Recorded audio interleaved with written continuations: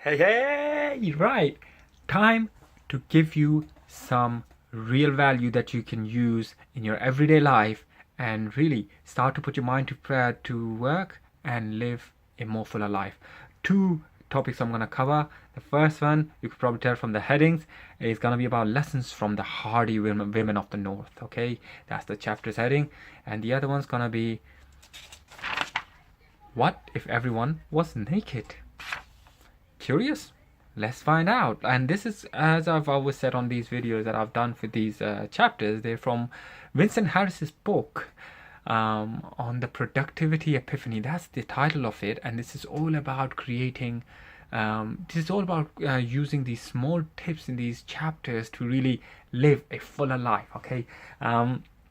Now let's start. Okay. So lessons from the hardy women of the North, and it starts with this quote saying, "In order to succeed, people need a sense of self-efficacy, to struggle together with resilience, to meet the inevitable obstacles and inequalities of life." Albert Bandura said this.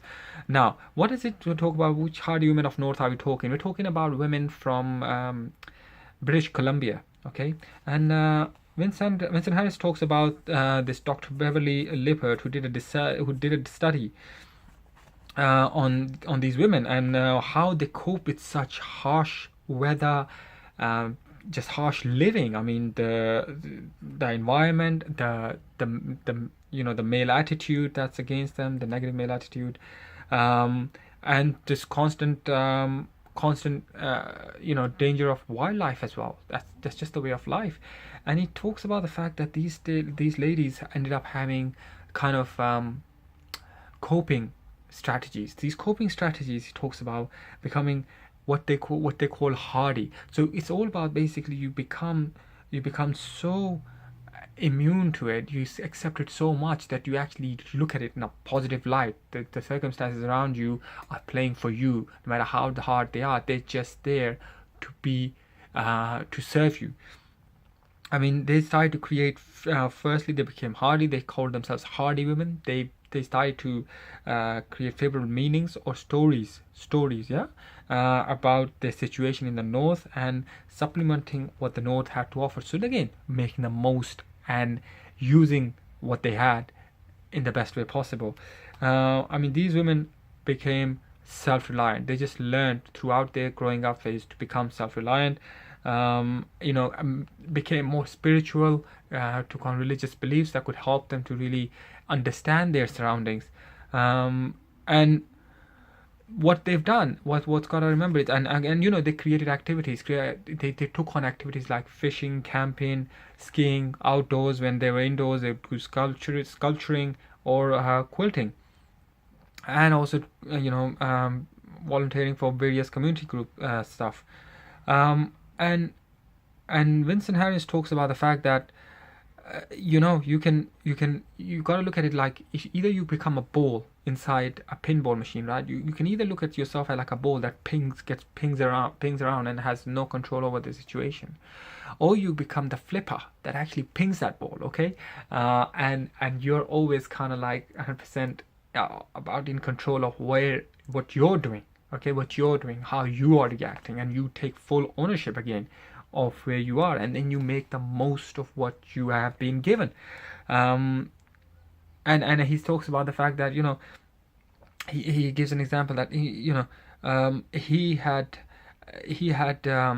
one of these in his childhood he knew of this kid who was always ranked number one in video games, and then within that it was all about the fact that he was always there practicing when nobody else was there, and every day. So he owned every big score in every single arcade game that there was. So what that he's saying is that it's about working with your craft every day and making most of what you have exactly every day, and you just become immune to whatever situation you're in, so much so that it becomes a part of your life. You just accept it, and not only that, you thrive in it. So second one now I'm gonna hit is, what if everyone was naked? Do you start taking your clothes off? Hold on right there, okay? Starting with a quote, "Nearly all men can stand adversity, but if you want to test a man's character, give him power." I think you must have heard this. You may have heard this previously. It's from Abraham Lincoln. Why do we talk about that?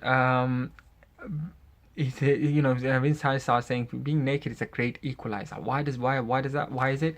When you go into a lift and you actually stand there and you're actually observing everyone, and people who are really well sharply dressed and everything, you make a expression about them, or like, you know, they're doing well, isn't it? And then you've got someone like me with a scruffy beard and everything. You might think, well, but yeah, disorganized and everything. And it's funny, but he talks about the fact that we are very curious beings, and we start to characterize and categorize everything, right? And when we put it into category, we just put it into category and forget about it. So we never revisit it. And sometimes, again, as individuals, what we start to perceive our character as in other people's eyes, we start to live by that. Okay, we start to live by that. And he said about if himself as well, like when he would go, Vince Harris would go for talks to different cities, and he would be picked up by a driver from the airport. He's a guy who's coming up really sharp inside, and they'd make a straight away a judgment of him doing really well in life and everything, and a guy who's got power. And then there's a situation in his hometown where people will see him as no one, that same skinny old kid who used to drag a troller in to shop around the town. So and they've still stuck with that image of him. So what is his reality? His reality is again, it's beyond. Within himself, he argues that you have to create your reality that's a part of your physical body. Okay. And he talks about the fact that people who suffer chronic pain, this is one of the tricks that is used for people suffering from chronic pain, to make themselves disassociate from their physical being, to make themselves feel that there's something higher within them. So this is where you can basically utilize this tip to really work on putting more more control on, and becoming more disassociated with the label that you're carrying, so that you can may always see yourself as a much higher being than what you have been labeled by other people to. Okay, so again, and you could put this to practice in your life. And if this example that he gives about people actually being tested against this label about apology, I mean tested with having this pain, and actually getting themselves to dissociate, so the pain actually lessens. So remember, you are always in control, and what label you've been given, you do not have to live to it unless you decide to do so, unless you think that that's stuck to your physical being, and your physical being is the only part that can really define who you are, and you're in control of that. You have to rise above it. I really hope that you found this helpful. I think these two tips can go in a long way in actually trying to decipher what is the best way to cope, even in workplaces or in practical life. Guys, hope you found this helpful. That's why my point is to really impart real value up here. Get in touch with me. I love to connect, and I want to connect with you. Some great options of working together. We can, whether it's setting up something online, or just you're looking for a business model that can really serve you within your own present business.